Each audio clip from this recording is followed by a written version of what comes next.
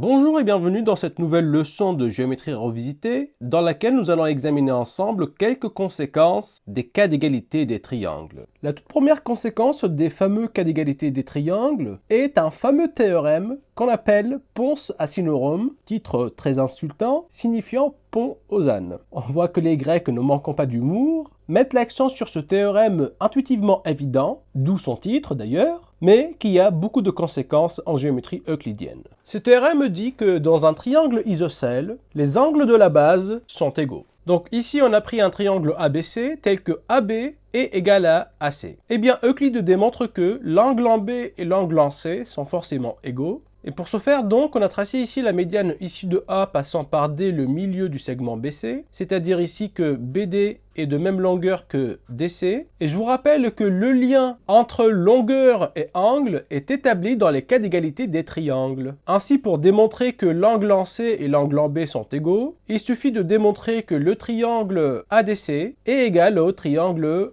ABD. Je prétends là encore qu'il s'agit d'une trivialité, puisque, première chose, on sait que AB est égal à AC, et ce parce que le triangle est isocèle. Deuxième condition, je sais que BD est égal à DC, et ça c'est parce que D est le milieu de BC. Et puis troisième chose, je sais que AD est un côté en commun entre le triangle ABD et le triangle ADC. Ainsi, le segment AD est commun à ADC et ABD. J'espère que cela vous rappelle donc un cas d'égalité des triangles, qui est le cas, donc le troisième, SSS, qui permet de dire que le triangle ABD est forcément égal au triangle ADC, ce qui permet de conclure que l'angle en C est forcément égal à l'angle en B. Il existe en fait une deuxième démonstration très élégante à ce théorème proposée par Pappus d'Alexandrie, et elle est un tout petit peu tordue parce que c'est un tour de force psychologique pour comprendre en fait de quoi il s'agit. Eh bien, Pappus dit tout simplement que le triangle ABC et le triangle qui est ici, qui est ACB, en fait c'est le même sauf qu'il est inversé, sont égaux, et ce, grâce à SAS, parce que premièrement, il dit que AB qui est ici est égal à AC, et ça parce que notre triangle est isocèle. Deuxième chose, eh bien, il dit que AC donc est égal à AB. Oui, ça me fait marrer parce que franchement, tour de force psychologique, AC égale à AB. Ah, les deux conditions disent la même chose, mais en tout cas, sa démonstration fonctionne. Il dit en fait qu'ensuite, l'angle qui est ici, eh bien, c'est le même angle qui est là. Et donc, troisièmement, A est égal à A. Voilà donc. Ainsi, d'après le premier cas d'égalité des triangles SAS, side angle side, il en déduit que le triangle ABC est le même que le triangle ACB. Du coup, l'angle en B qui est ici est forcément égal à l'angle en C qui est là. Bon bah voilà, d'où notre théorème. Une première conséquence du pont des ânes, c'est que dans un triangle isocèle, la bisectrice issue du sommet principal est confondue avec la médiatrice du segment BC. Pour démontrer ceci, nous avons donc tracé la bisectrice AD, et on aimerait montrer qu'il s'agit bien de la médiatrice du segment BC. C'est-à-dire, on aimerait montrer que D est le milieu de BC, et puis qu'ici, en fait, c'est perpendiculaire. Pour ce faire, eh bien, je prétends qu'il suffit de démontrer que l'angle qui est ici en D est le même angle qui est là, et cela démontrera au passage que, puisque leur somme vaut 180, c'est que chacun d'entre eux vaut 90 degrés. Et puis, il faut démontrer aussi que DC est de même longueur que BD. Pour ce faire, il suffit de démontrer que les deux triangles ici, ADC et ABD, sont égaux. Allons-y. Première condition, qu'est-ce que je sais? Je sais ici en fait que AD est la bisectrice, c'est-à-dire l'angle qui est là et l'angle qui est ici sont les mêmes. Donc je l'écris. L'angle CAD est égal à l'angle DAB. Et ça, c'est par construction de AD, qui est la bisectrice de l'angle en A. Deuxièmement, je sais que l'angle en C est égal à l'angle en B.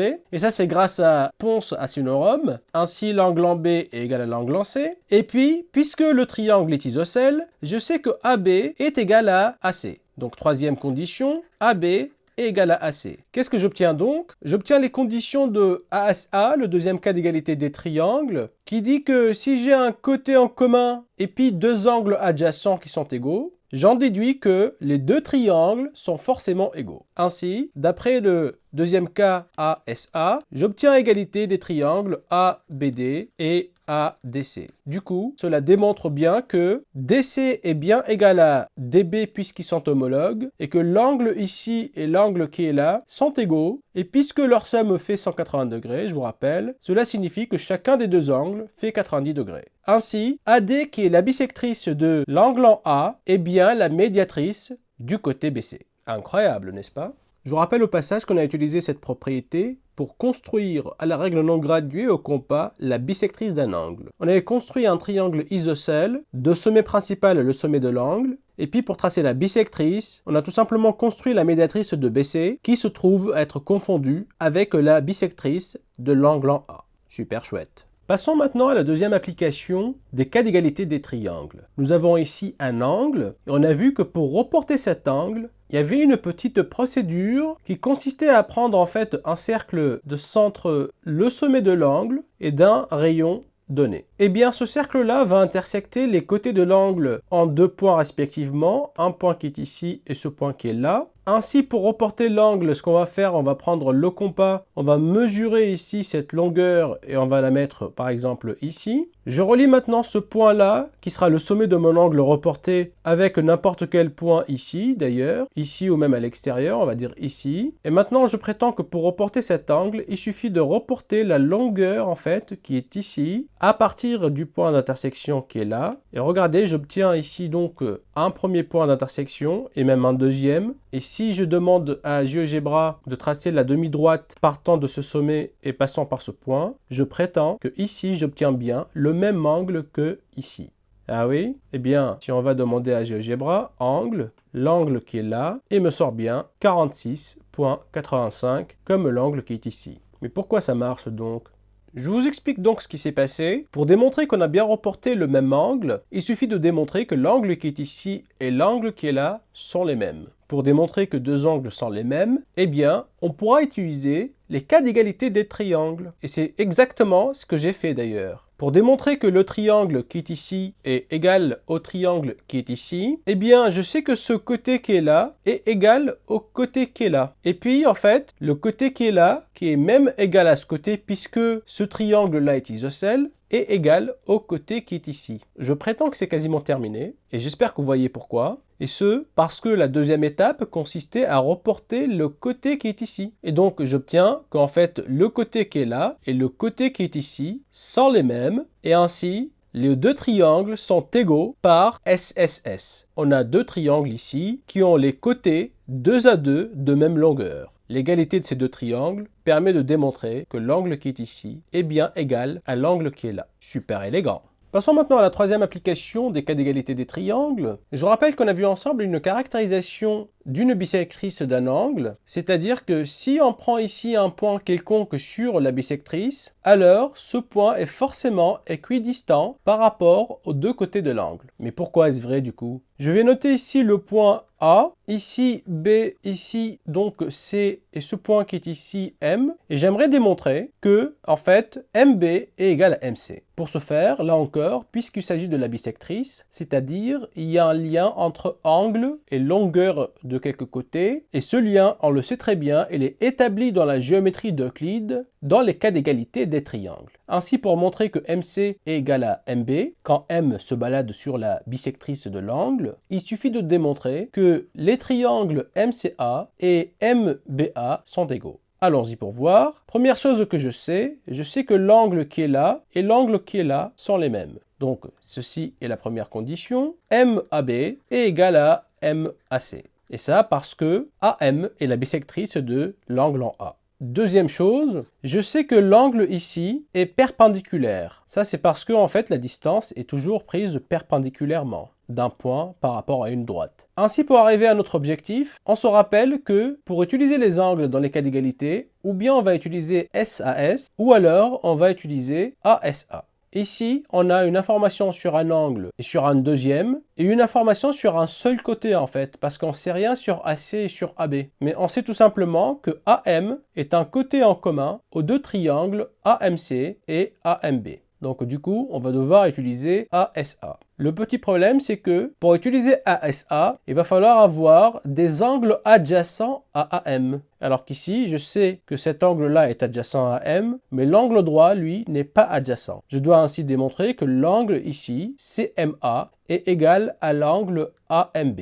Donc j'écris ma deuxième condition qui est que AM est un côté en commun à AMB et AMC. Et la troisième condition, pourquoi donc a-t-on CMA qui est égal à BMA? Eh bien, je prétends que c'est trivial parce que la somme des angles dans ce triangle-là vaut 180 degrés. Ainsi, si je note ici alpha et l'angle qui est ici bêta, j'obtiens que alpha plus bêta plus 90 degrés est égal à 180 degrés, puisque la somme des angles dans le triangle AMC vaut bien 180 degrés. Mais je sais aussi qu'en fait, alpha, il est ici. Donc si je note ça alpha et ça bêta prime, je sais que alpha plus bêta prime plus 90, là encore, on est dans le triangle AMB, est égal à 180. Cela implique en fait en particulier que bêta est égal à bêta prime, d'où l'égalité qui est ici. Conclusion, le deuxième cas d'égalité des triangles, ASA, Angle Side Angle, permet de dire que les deux triangles ACM et AMB sont égaux, et donc du coup que MC est bien égal à MB. D'où le résultat, si on est sur la bisectrice de l'angle, alors on est équidistant aux deux côtés de cet angle. Maintenant, réciproquement, on va prendre un point ici à l'intérieur, équidistant par rapport aux deux côtés de l'angle. On aimerait démontrer qu'en fait, ce point ne peut être que sur la bisectrice de l'angle qui est ici. Alors, qu'est-ce que j'ai là? Si je dénote ici ce point M, comme d'habitude, ici je prends un A, C et D, eh bien, ce que j'ai ici, ce sont deux côtés de même mesure, puisque mon point est équidistant par rapport aux deux côtés. J'ai ici un angle droit et ici aussi un angle droit. Et j'ai ici en fait un côté AM qui est commun aux deux triangles ACM et AMD. Pourquoi donc est-ce que je m'intéresse à ces informations? Eh bien parce que j'aimerais appliquer un cas d'égalité des triangles pour pouvoir démontrer que les deux triangles ici sont égaux. Eh bien pourquoi donc? Parce que s'ils le sont, cela signifierait que l'angle qui est ici et l'angle qui est là sont superposables. Et donc que AM est bien la bisectrice de l'angle en A, puisque ces deux-là seront égaux, et que du coup M appartient bien à la bisectrice de l'angle en A. Donc ce que j'ai ici, ce sont un côté en commun et deux longueurs égales. Ainsi, je sais que je dois utiliser le troisième cas d'égalité des triangles, mais je ne sais rien en fait pour l'instant sur AC et AD. Je dois démontrer qu'ils sont égaux, mais je prétends en fait que pour ce faire, cela se ramène à un autre type de cas d'égalité des triangles qu'on appelle les cas d'égalité des triangles rectangles. Le voilà, nous avons en fait deux triangles rectangles qui partagent l'hypoténuse comme ici, donc en fait BC et B'C' sont de même longueur, et qui partagent aussi en fait un autre côté tel que ici AC qui est égal à A'C'. J'aimerais démontrer que les deux triangles ici sont forcément égaux. Et si j'y arrive, en fait, j'aurais démontré que ces deux triangles qui sont ici et ici sont égaux, et donc du coup, que mon point M qui est ici est bien sur la bisectrice de l'angle ici. Je prétends alors qu'il suffit de démontrer que AB ici est égal à A'B'.